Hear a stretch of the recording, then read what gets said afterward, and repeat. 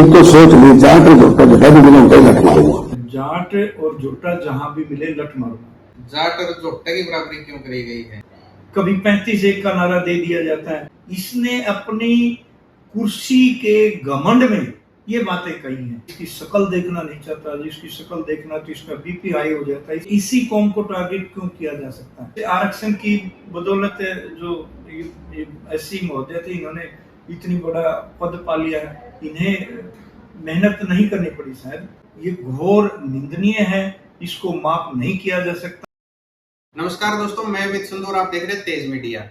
भाई बात करेंगे हरियाणा के अंदर चल रहे अभी 2 दिन पहले चले हुए मुद्दे की। एक विशेष समुदाय को है जो टारगेट किया गया है। कुछ महीने पहले भी आपने देखा था कि उसी विशेष समुदाय को टारगेट किया गया था, लेकिन आज फिर अब टारगेट किया है सरकारी कर्मचारी है सोनीपत के बिजली विभाग के एससी के द्वारा विशेष समुदाय को टारगेट किया गया है। इन्हीं बातों के चर्चा विषय के साथ हमारे साथ मौजूद हैं विश्व जाट महासभा के प्रदेश महासचिव उपेंद्र जी। नमस्कार उपेंद्र जी। नमस्कार अमित भाई और आपके सभी श्रोताओं को नमस्कार। अच्छा देखो उपेंद्र जी, पहले कुछ महीने पहले भी देखा गया था कि हरियाणा के विशेष समुदाय जो मतलब आबादी में भी ज्यादा है उसको टारगेट किया गया था। अब फिर एक सरकारी कर्मचारी के द्वारा है बड़ी आपत्तिजनक शब्द कहे गए। बिल्कुल, इन शब्दों की जितनी निंदा की जाए बहुत कम है।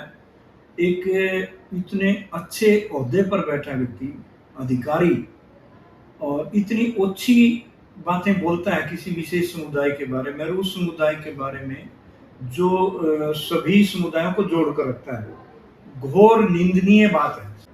जो एससी का पद है, सम्मानजनक पद होता है विद्युत विभाग का। काफी उसके नीचे बड़े और अधिकारी भी आते हैं, एक्सएम भी हैं, एसडीओ भी हैं। जो क्लिप से ये अंदाजा लगाया जा सकता है कि उसे इस विशेष जाति से कितनी घृणा है। इस जाति की तुलना उसने पशु से कर दी है, यानी झोटे का नाम लिया गया कि जाट और झोटा जहां भी मिले लठ मारूंगा। तो वो इंसान कहलाने के लायक नहीं है। मैं उसके समाज से विनती करना चाहूँगा, जिस समाज से वो साथी आते हैं, भाई उनको समझाए और उन्हें सद्बुद्धि दे। परमात्मा से भी हम दुआ करेंगे उस व्यक्ति को सद्बुद्धि दे, ताकि जो बची हुई उसकी नौकरी है वो ठीक ठाक कर सके। लेकिन जो रोष है लोगों में देखने में आया है, रोष है। मेरे संगठन ने भी, साथियों ने कहा है कि प्रधान जी ये तो बड़ी दुर्भाग्यपूर्ण बात है कि बार बार एक कौम को ही टारगेट किया जा रहा है। कभी किसी व्यक्ति द्वारा, कभी संवैधानिक पद पर बैठे व्यक्ति द्वारा, कभी किसी कर्मचारी द्वारा, कभी किसी के द्वारा, कभी 35-1 का नारा दे दिया जाता है। अरे उनको ये पता नहीं है कि हमारा समाज सभी बिरादरियों से मिलकर बना होता है, और सभी बिरादरी मिलकर ही समाज का निर्माण करके किसी व्यक्ति के लिए, किसी व्यक्तिगत तौर पर लगा लो, उसके लिए बड़ा नेक काम कर देती हैं। पीछे देखे जाए जो विशेष समुदाय के लिए कहा है, ये संडील गांव में एक बुजुर्ग था, गिरजा वाल्मीकि, जैसे भी आपके साथियों ने, आपने भी चैनल पे उनकी बात चलाई, और उन्होंने तो कुछ नहीं देखा भाई किस समाज का ये व्यक्ति। उन्होंने एक चीज देखी कि एक पीड़ित व्यक्ति है, उसके घर आजीविका का कोई साधन है, 2 नन्हे बच्चे हैं, पता नहीं कहां से किस समाज से उठकर लोग वो चले गए। ये होता है समाज की परिभाषा।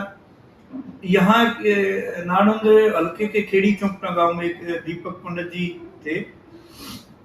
पीछे उनके कुछ 6 पशुओं की डेथ अचानक हो गई थी, तो उसके पास आजीविका का कोई साधन नहीं था। पता नहीं कौन से समाज से दयालु लोग उठकर आए और उन्होंने सबने मदद की। ये होता है समाज। ये जोड़ने की बात है, तभी जाकर परमपिता परमात्मा भी उनकी मदद करता है। लेकिन इस मुद्दे में जो सोनीपत के एससी महोदय ने जो बात कही, ये घोर निंदनीय है, इसको माफ नहीं किया जा सकता। सामाजिक तौर पर मैं इसके समाज से वो पुनः अनुरोध करूंगा उसको ठीक करे, अन्यथा इसके खिलाफ सारा समाज, अकेला विशेष समाज नहीं जिसको उसने टारगेट किया है, सारा समाज इकट्ठा होकर इसका कुछ न कुछ प्रबंध अवश्य करेगा। इसमें 2 दिन भी लग सकते हैं और 10 दिन भी लग सकते हैं। जी। अच्छा उपेंद्र जी, देखो पिछले अगर बात करें मतलब किसी समुदाय को टारगेट करने की हम बात करें तो 10 से 12 साल के जो ये सफर तय हुआ है, इसके अंदर ही ऐसी चीजें ज्यादा देखी गई हैं कि कभी ना कभी किसी विशेष समुदाय को टारगेट किया जाता है। हाँ, ये बात आपकी बहुत बढ़िया है, लेकिन काफी लंबा इसमें बन जाता है। मैं शॉर्ट में बताऊंगा। पत्थर उसी वृक्ष के मारे जाते हैं जिस पर फल लगते हैं। जो जाट समुदाय है, हरियाणा बाहुल्य प्रदेश, यही कौम है और यही कौम हर समाज में जुड़ी रहती है, चाहे निम्न वर्ग के हो या उच्च वर्ग के, किसी भी समाज का कोई भी हो। किसी व्यक्ति को पहले तकलीफ होती थी तो इस समाज के व्यक्ति को वो बताता था कि मुझे ये तकलीफ है, वह व्यक्ति अपना काम छोड़कर उसका काम करता था। अब वो सिस्टम बदल गया है, स्वार्थी लोग हो गए हैं। स्वार्थी का मतलब ये समझोगे जिसका पेट भर गया ना, वो दूसरे को इंसान ही मानना उसने बंद कर दिया है। और इस केस में, सोनीपत वाले केस में यही चीज सामने आई है।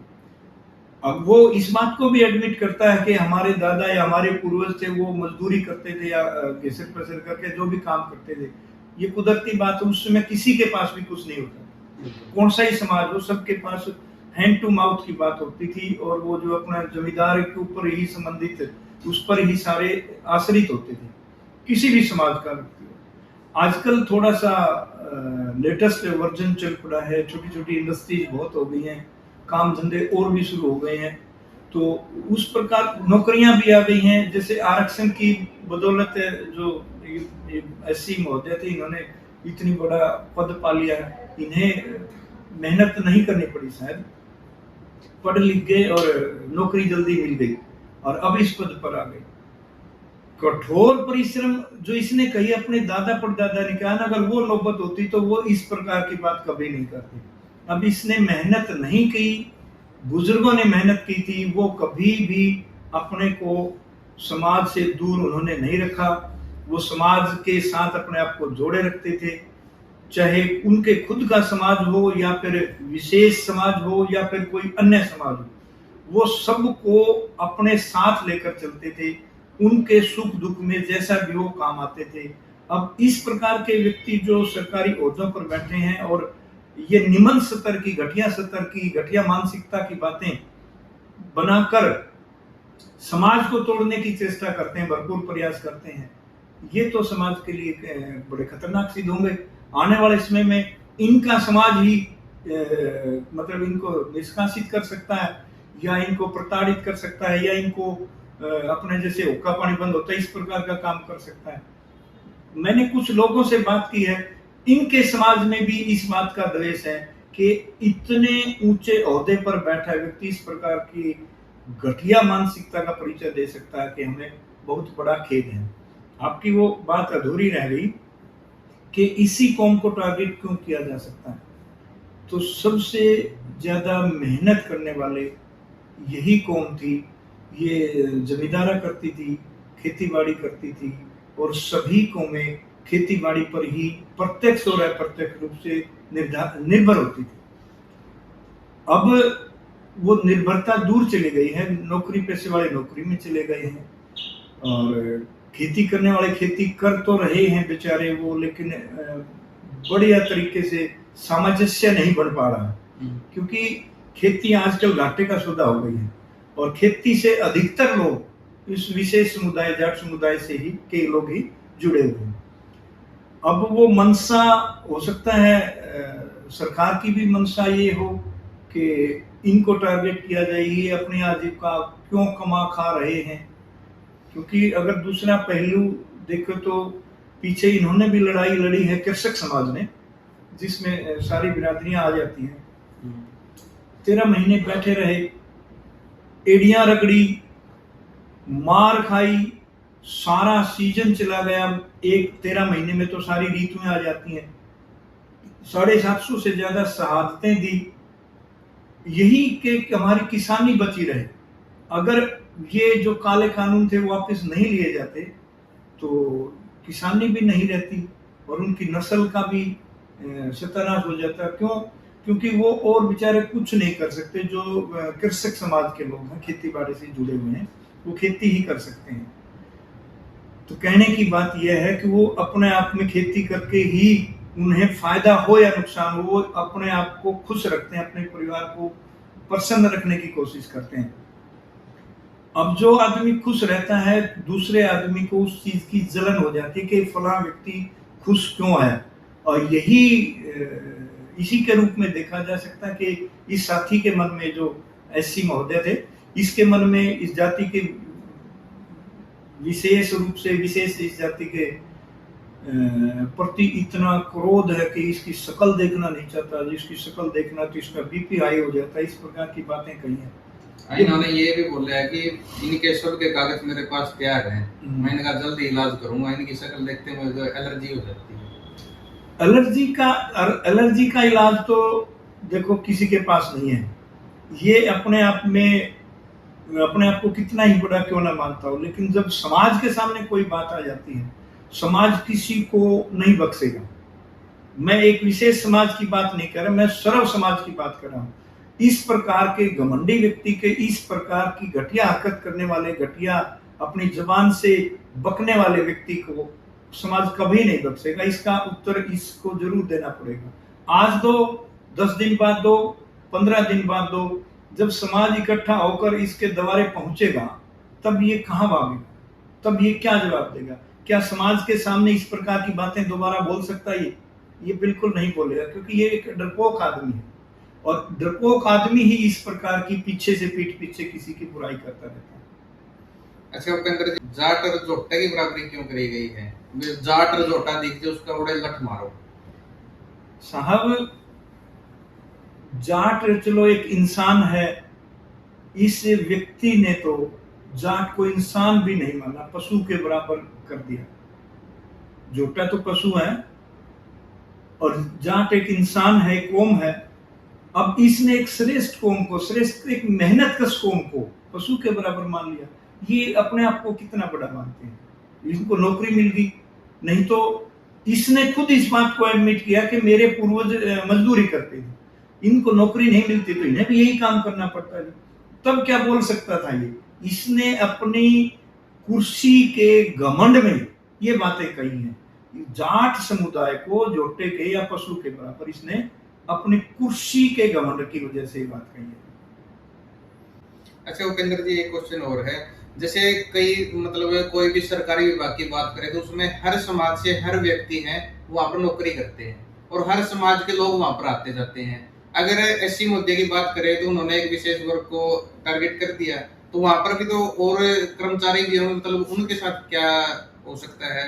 अगर मान के चलो उनके कोई अंडर काम करता हो, मतलब वो तो उनको भी नुकसान पहुंचा सकते हैं। जी जी जी जी, इसने कहा है कई साथियों का मेरे पास कागज पत्र चिट्ठी पत्री है और मैं उनको रगड़ूंगा, इस प्रकार की वो बातें कही, इनकी औलाद भी याद रखेंगे, इस प्रकार की बातें कही है। अशोभनीय बातें हैं जो कि समाज में कहीं फिट नहीं बैठती। ये अपने आप को चलो अधिकारी है, लेकिन इनकी बातों से नहीं लगता कि ये अधिकारी किसी के साथ न्याय कर पाएगा। जो बताया ना, जैसे समाज में भी सारी बिरादरियां मिलकर ही समाज का गठन करती हैं, उसी प्रकार किसी भी ऑफिस में जाएं, पता नहीं किस किस समुदाय से लोग आते हैं, वो सारे सिर्फ पद के हिसाब से उसके राम रमैया नमस्ते होते हैं, उसी के हिसाब से उनकी आज्ञा का पालन करना होता है। अब जरूरी नहीं है कि बड़े कुर्सी पर किस कौम का बैठा है, भाई कौम का बैठे तो कौम को नमस्ते करूं, ऐसा नहीं है। कुर्सी को नमस्ते होते हैं। अब ये एक सम्मानित ओहदे पर बैठे व्यक्ति हैं, सारे इन्हीं के नमस्ते करते हैं। एक्शन हो, एसडी हो, जेई हो, और कर्मचारी हो, ऐसे साहब बैठे हैं, सब नमस्ते, ये होता है। लेकिन इसने तो अपने इसको पद की गरिमा को भी तार तार कर दिया। अब कौन इसका सम्मान करेगा? मुझे तो नहीं लगता कोई पीएम भी इसका सम्मान कर पाएगा। एक अधिकारी को इस प्रकार की बातें कतई शोभा नहीं देती, बिल्कुल भी शोभा नहीं देती।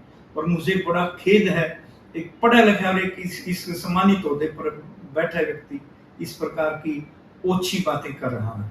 सरकार की तरफ से भी अभी तक कोई एक्शन नहीं लिया गया इस मामले में। इन मीडिया के माध्यम से, चैनल के माध्यम से ही पता चला कि डीसी महोदया है सोनीपत की, उनको कुछ संगठन के साथियों ने ज्ञापन इत्यादि दिए हैं और कुछ ये भी आया है कि हम एफआईआर लॉन्च करवाएंगे, कंफर्म नहीं है इस मामले में।